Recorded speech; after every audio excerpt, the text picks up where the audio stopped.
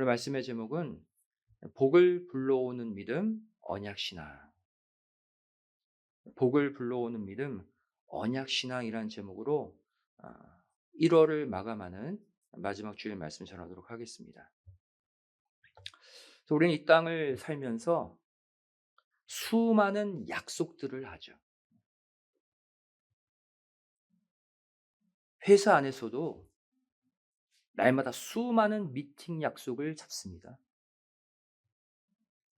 또 친구끼리 만날 때도 그냥 만나지 않죠. 먼저 몇 시에 어디서 만나자. 약속을 잡고 만납니다.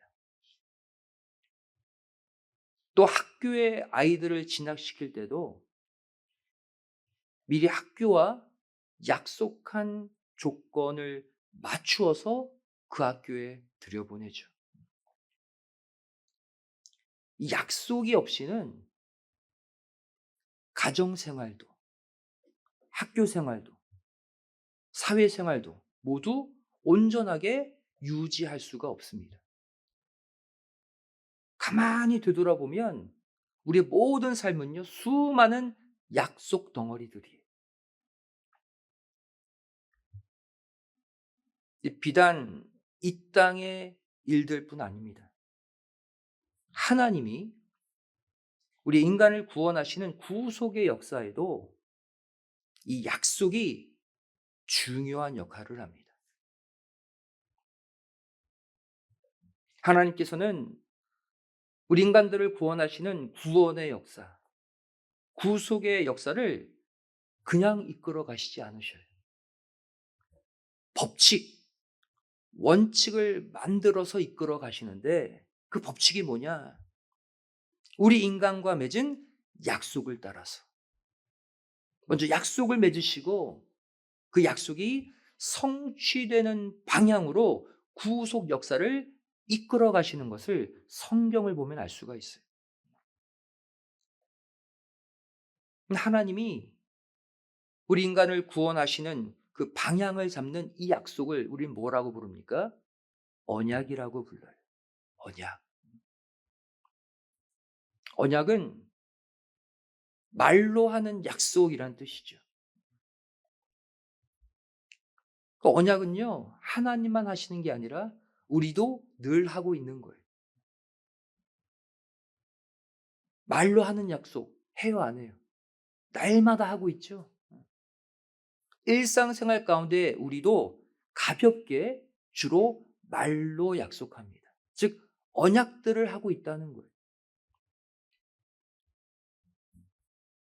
부모가 자녀에게 이렇게 말합니다. 아들, 내일부터 이제 방학 끝나고 학교 가야 되니까 오늘 밤 9시에 자고 내일 아침 7시에 꼭 일어나. 알았지?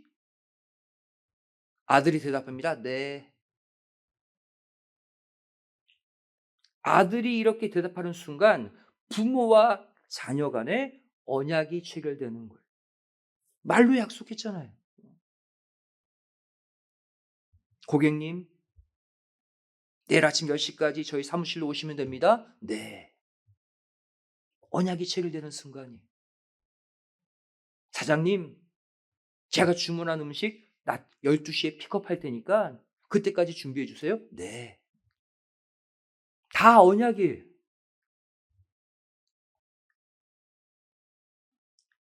이 약속들을 잘 지키면 서로 간에 신뢰가 쌓이게 됩니다.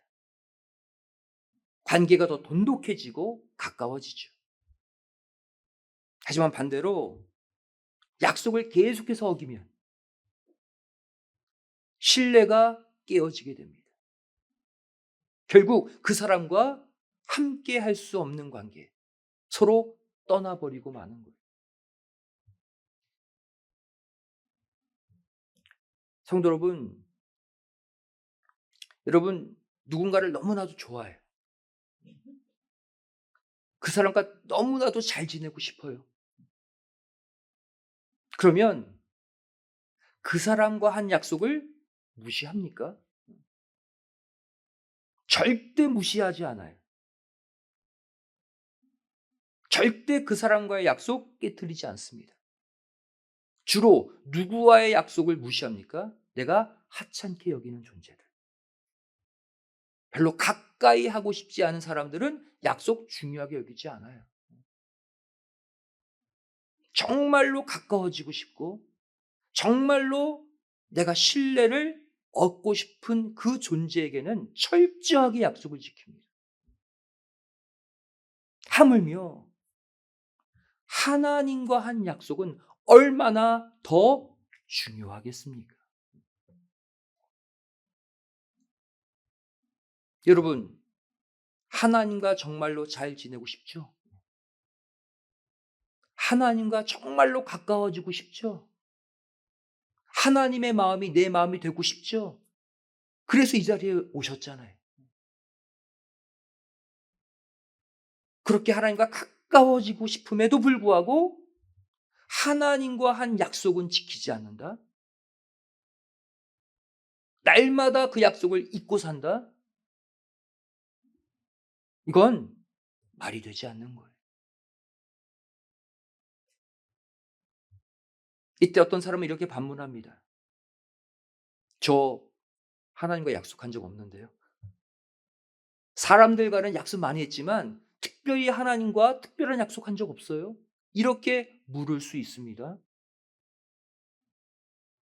아니, 여러분이 하나님을 믿기로 결심하고 성경책을 받아든 순간 여러분은 하나님과 수많은 약속들을 이미 한 것입니다.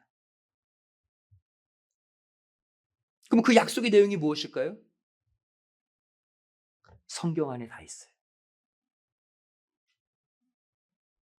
성경은 신약과 구약, 구약과 신약으로 이루어져 있죠. 구약이 무슨 뜻이에요? 옛 약속이란 뜻이에요. 신약은 새 약속.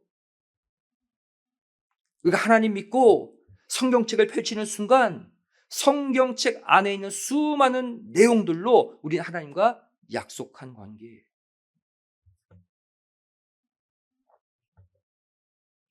그리고 하나님과 맺은 언약은요, 인간의 말로 맺은 것이 아니라 하나님의 말씀으로 맺었기 때문에 말씀의 특징처럼 이것은 중간에 절대로 변하거나 파괴되지 않습니다.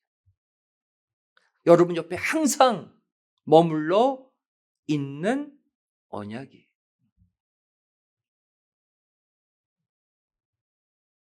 이 하나님의 말씀, 이 언약을 굳게 믿고 굳게 지키는 신앙이 뭐냐?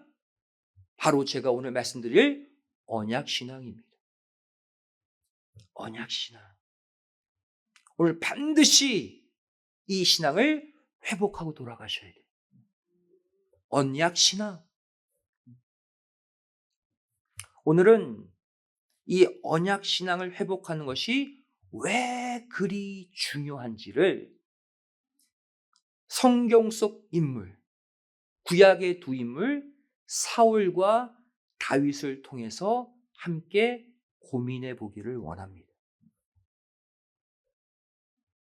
사울과 다윗,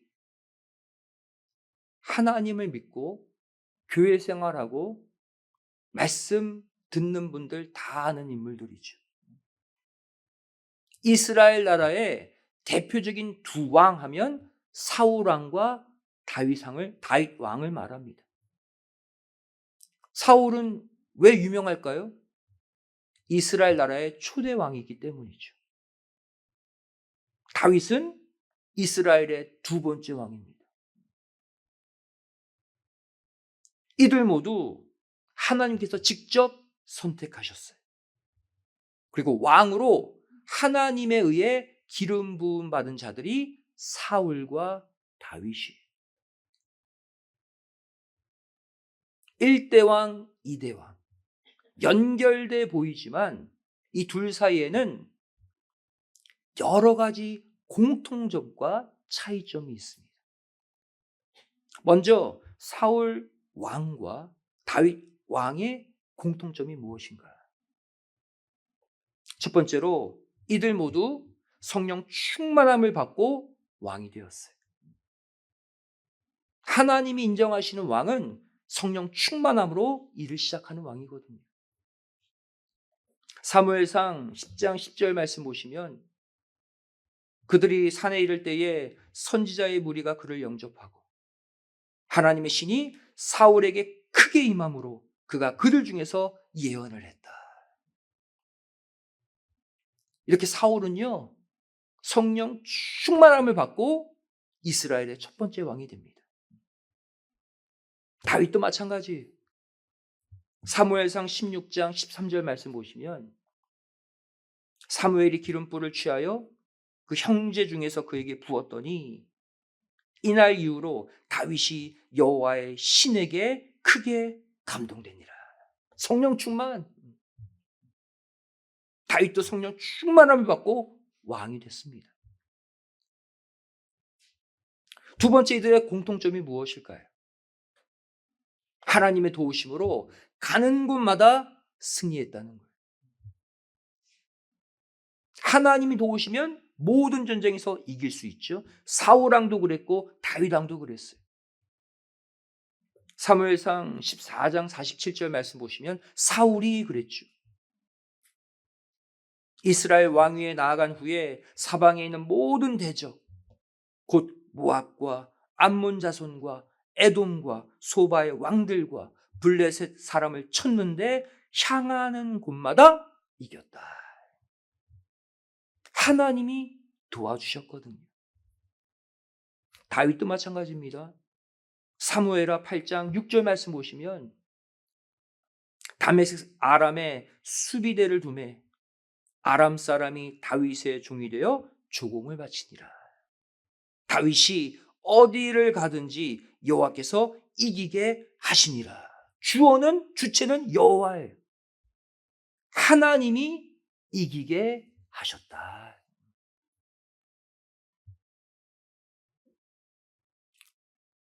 세 번째, 나쁜 것도 공통적으로 저질렀습니다. 둘 다 범죄했어요. 하나님 앞에. 범죄함으로 인해 하나님의 책망과 저주를 받게 되었습니다.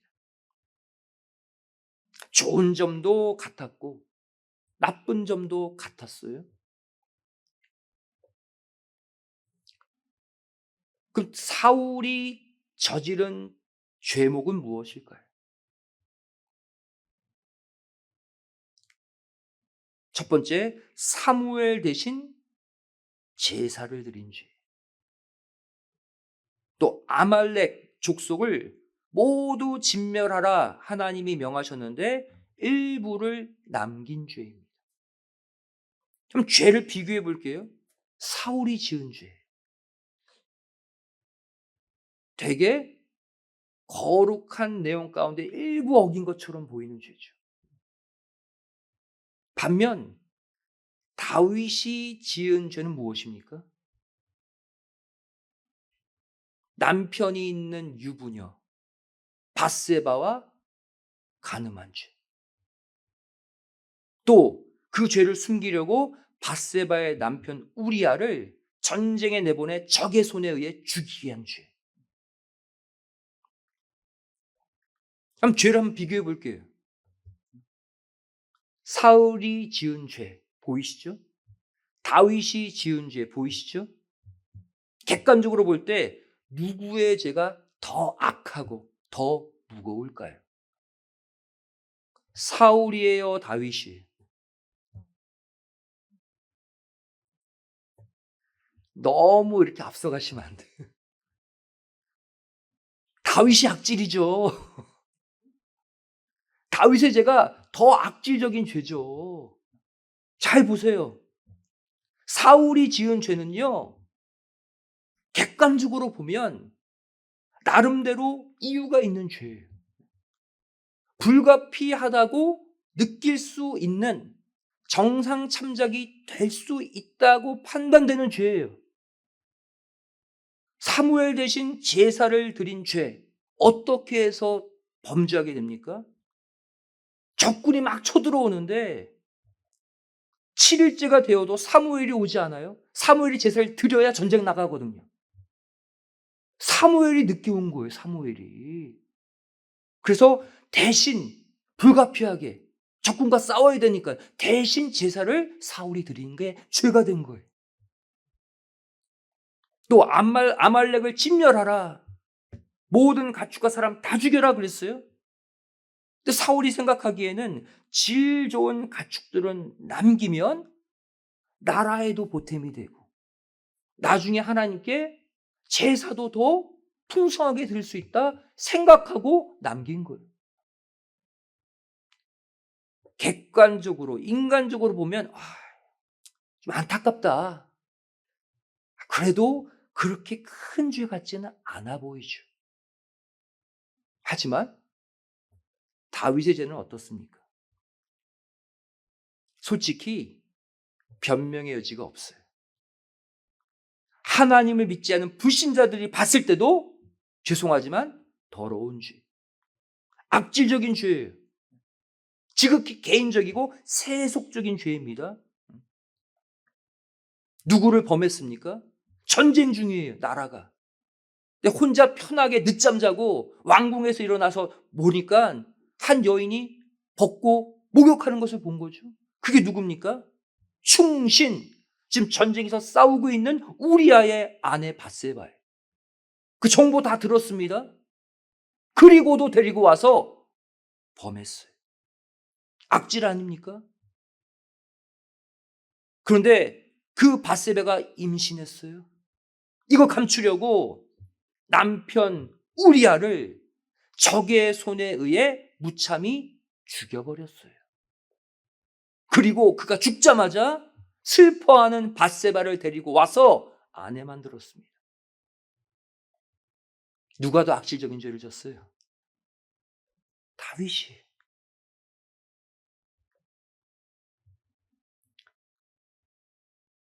만약 오늘날 교회 안에 이런 죄를 지은 사람이 있다면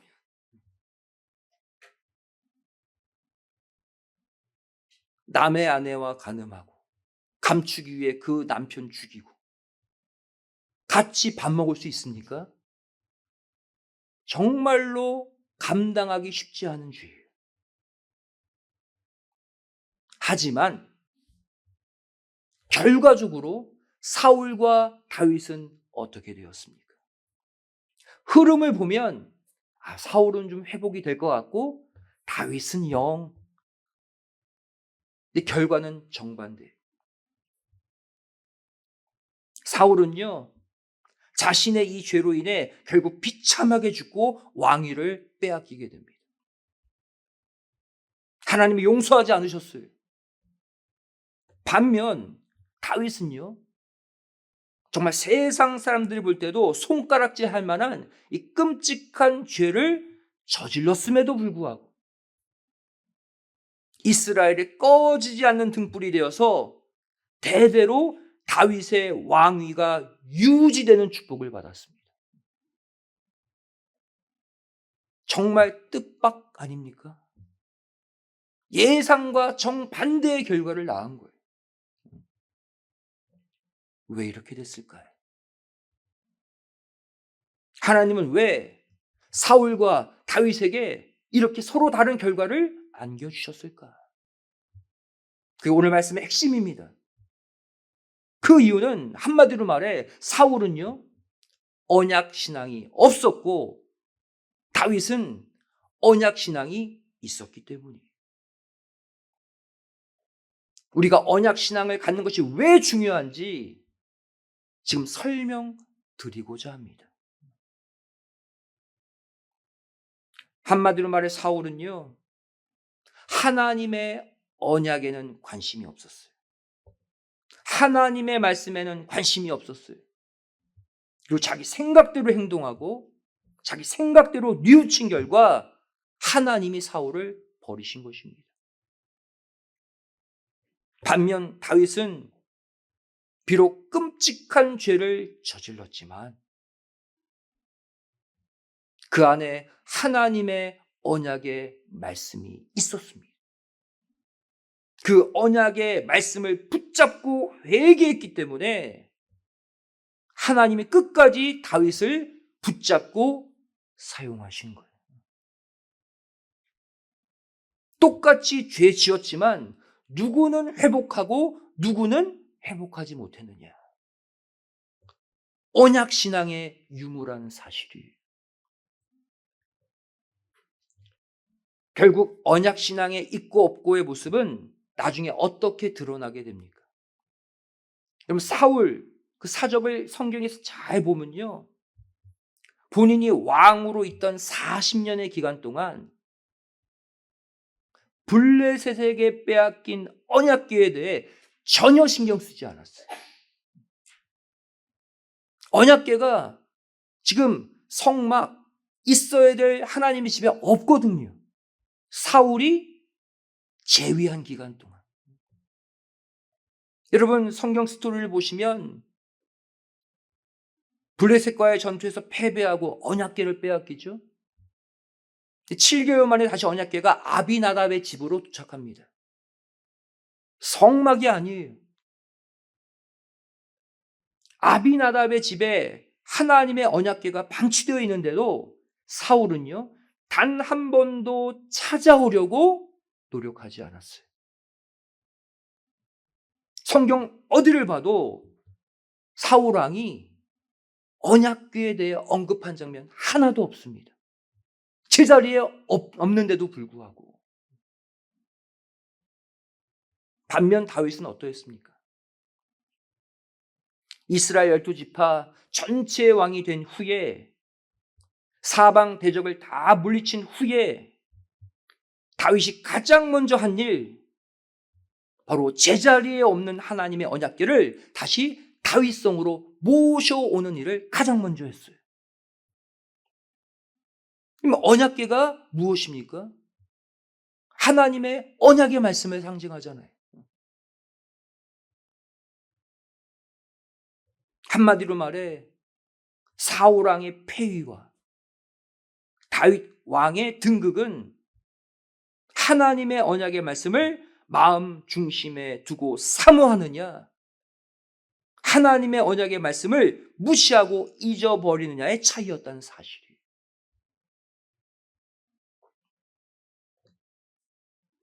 성경은 사울 왕이 폐위당한 이유를 이렇게 정확하게 설명하고 있습니다. 사무엘상 15장 23절이죠. 이는 거역하는 것은 사술의 죄와 같고 완고한 것은 사신 우상에게 절하는 죄와 같음이라. 왕이 무엇을 버렸으므로? 여호와의 말씀을 버렸으므로 여호와께서도 왕을 버려 왕이 되지 못하게 하셨나이다. 사울이 언약의 말씀을 먼저 버렸기 때문에 하나님도 사울을 버리셨다는 거예요. 사울이 언약 신앙을 무시하고 짓밟았기 때문에 하나님이 사울을 폐위시켰다는 거예요.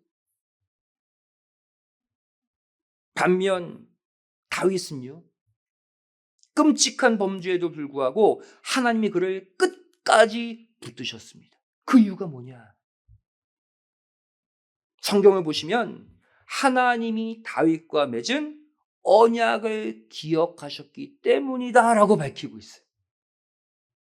다윗 안에는 하나님의 언약이 있었기 때문에 그 언약 때문에 다윗을 회복시켜 주셨다는 거예요. 하나님이 다윗과 맺은 언약, 우리가 다윗 언약이라고 부르는 대목이 나오죠. 구속 역사에 놀라운 전환점이 되는 언약을 하나님이 다윗과 맺으십니다. 사무엘하 7장 12절 13절 말씀이죠. 내 수완이 차서 내 조상들과 함께 잘 때에 내가 내 몸에서 날 자식을 내 뒤에 세워 그 나라를 견고케 하리라. 저는 내 이름을 위하여 집을 건축할 것이요 나는 그 나라 위를 영원히 견고케 하리라. 하나님이 다윗과 말로 약속하셨어요. 변친 하나님의 말씀으로 약속하셨어요. 그래서 이 약속은 절대 깨지지 않습니다. 늘 언약의 말씀을 사모하고 하나님의 언약궤를 소중하게 여겼던 다윗에게 하나님은 사무엘하 7장에 이 언약을 맺어 주셨습니다. 반면 성경 보시면요, 하나님의 언약을 늘 무시하며 살았던 사울과는 하나님이 어떠한 언약도 맺은 적이 없어요. 차이는 그거 하나입니다. 죄의 종류가 어떻든, 죄의 경중이 어떻든, 중요한 것은 회복할 수 있는 근거는 그 사람 안에 있는 하나님의 언약의 말씀임을 믿으시기 바랍니다.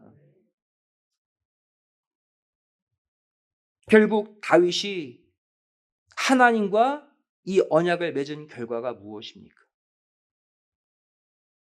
하나님의 언약의 말씀을 마음속 깊이 새긴 결과 놀라운 축복을 받는데 그 축복의 내용이 무엇입니까? 그 다음 구절 사무엘하 7장 14절부터 16절이에요.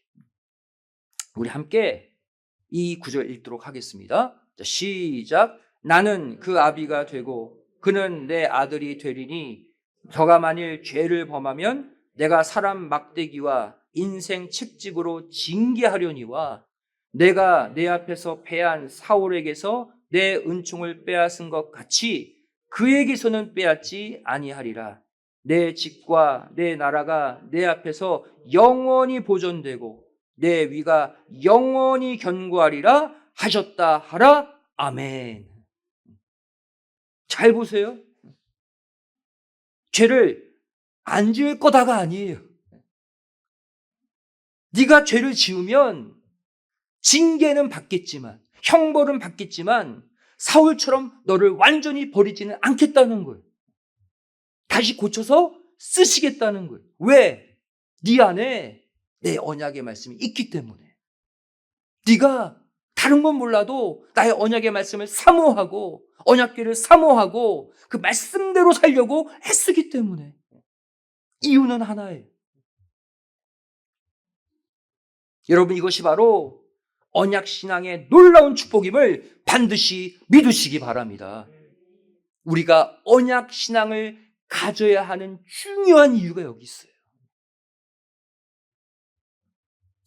여러분, 우리가 죄 안 짓고 살면 제일 좋죠. 완벽하게 하나님 앞에 말씀대로, 성경대로. 죄는 거들떠 보지도 않고. 근데 그렇게 못 살잖아요.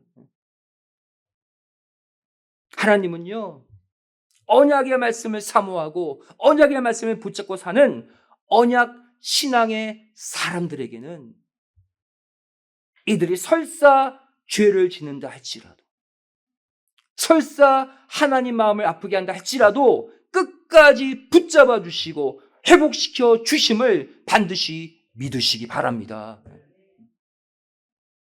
어떻게 이것이 가능할까요? 언약의 말씀을 붙잡고 그 언약의 말씀을 마음속에 두고 사는 사람은 설사 죄를 지어도 그 속에 있는 언약의 말씀이 살아 역사에서 그를 회개시키고 돌이키게 만들기 때문입니다. 여러분, 회개도요, 내가 하는 게 아니에요. 저는요, 어떠한 죄를 지어도 완벽하게 눈물로 회개할 자신이 있습니다? 못합니다. 나를 회개시키는 것도 내 속에 있는 말씀이 움직여서 내 죄를 고백하게 만드는 거예요. 그리고 돌이키게 만들고 회복시키게 만드는 거예요. 그래서 그 언약의 말씀을 붙잡고 사는 언약 신앙을 갖는 것이 중요하다. 호세아서 14장 2절은 이것을 말씀하고 있죠. 너는 말씀을 가지고 여호와께로 돌아오라. 네가 지금 나를 떠났다 할지라도 네가 나에게로 돌아오는 온전한 힘, 너의 의지, 너의 간절한 마음이 아니라 네 속에 있는 언약의 말씀이래요. 여러분요, 하나님의 말씀 열심히 읽고 듣고 배우는 가운데 마음의 새김은요, 설사 첫발은 잘못 디뎌도 내 속에 말씀이 자꾸 나를 깨우칩니다. 자꾸 나에게 그 길에서 돌이키라고 말씀이 나를 바로 세워주는 거예요. 그래서 그 말씀의 힘으로 내가 회개도 하고 내가 다른 행동 고치고 하나님께로 돌아오게 됨을 믿으시기 바랍니다. 잠언 28장 9절도 마찬가지. 사람의 귀를 돌이키고 율법을 듣지 아니하면 그의 기도도 가증하니라. 여러분, 기도 많이 해도 가증한 기도하면 하나님이 안 받으세요. 그 기도의 중심에 하나님의 율법, 언약의 말씀이 있어야 한다. 언약에 기초하지 않은 기도는 하나님이 받지 않는 기도가 됩니다. 우리가 언약 신앙을 회복하는 것이 왜 중요한지 아시겠죠? 성도 여러분, 설사 우리가 죄를 지어도 하나님이 우리를 붙들어 주시는 근거. 설사 우리가 수많은 문제들로 낙심하고 쓰러지고 좌절할 때도 우리를 다시 일으켜 주시는 분명한 근거는 바로 저와 여러분 안에 있는 언약 신앙임을 꼭 믿으시기 바랍니다. 다른 건 다 잃어버려도 이 언약 신앙만큼은 오늘 반드시 되찾고 회복하세요. 이것만 회복하면요, 여러분이 설사 다른 길을 잠깐 갈지라도 곧바로 돌아올 수 있는 은혜가 임할 줄로 믿습니다. 결국 언약 신앙을 회복해야 되는데 어떻게 회복할까? 다른 거 없습니다. 날마다 하나님의 약속을 기억하는 작업을 다시 시작하시기 바랍니다. 세상 일을 하기 위해 세상 지식을 배우고 기억하는 일, 이거보다 더 중요한 것, 하나님의 언약을 기억하는 작업을 열심히 하세요. 매일 아침 올해 목표처럼 하나님의 언약의 책, 신구약 성경을 펴놓고 또박또박 읽고 하루를 출발하세요. 또 구속사 시리즈 서책을 통해서 성경의 의미를 더욱 밝히 깨닫고자 애쓰고 노력하세요. 또 모든 곡종 예배에 더 열심히 참석하셨어요. 언약의 말씀 더 많이 배우고 마음속 깊이 새기세요. 내 속에 있는 수많은 말씀들이 나를 엇나가지 않도록, 나를 죄 가운데 푹 집어넣고 그 안에서 내가 빠져 살지 않도록 나를 붙잡아 일으키는 힘이 됨을 믿으시기 바랍니다. 그리고 마지막으로 이 언약의 말씀 붙잡고 간절히 이제 기도하시라는 거예요. 여러분, 우리가 그냥 기도하면 응답이 희미합니다. 하지만 언약의 말씀을 붙잡고 언약 신앙을 기초로 기도하면요, 하나님이 꼼짝 못하셔요. 절대로 우리를 버려두시지 않는다고 성경에 기록하고 있습니다. 바로 신명기 4장 31절 말씀이죠. 우리 마지막 구절 믿음으로 함께 읽겠습니다. 31절 시작. 내 하나님이 여호와는 자비하신 하나님이시라. 그가 너를 버리지 아니하시며 너를 멸하지 아니하시며 내 열조에게 맹세하신 언약을 잊지 아니하시리라. 아멘. 우리가 설사 엇나가고 죄 가운데 살다 할지라도 우리를 버리시지 않고 붙잡으시는 이유가 나오죠. 우리가 품고 있는 언약의 말씀을 잊지 않고 기억하셔서, 네가 내 언약의 말씀을 품고 있구나, 그것을 근거로 우리를 버리지 않고 회복시켜 주심을 믿으시기 바랍니다. 이 언약 신앙의 힘, 이 위대한 힘을 꼭 믿으시고 올 한해 어디서 무엇을 하든지 하나님의 언약을 굳게 믿는 믿음으로 하셔서 모든 언약에 신실하신 하나님의 지켜주심, 돌봐주심, 인도하심의 은혜를 반드시 체험하며 살아가시기를 주님의 이름으로 간절히 축원드리겠습니다. 기도하시겠습니다. 사랑하신 아버지 하나님,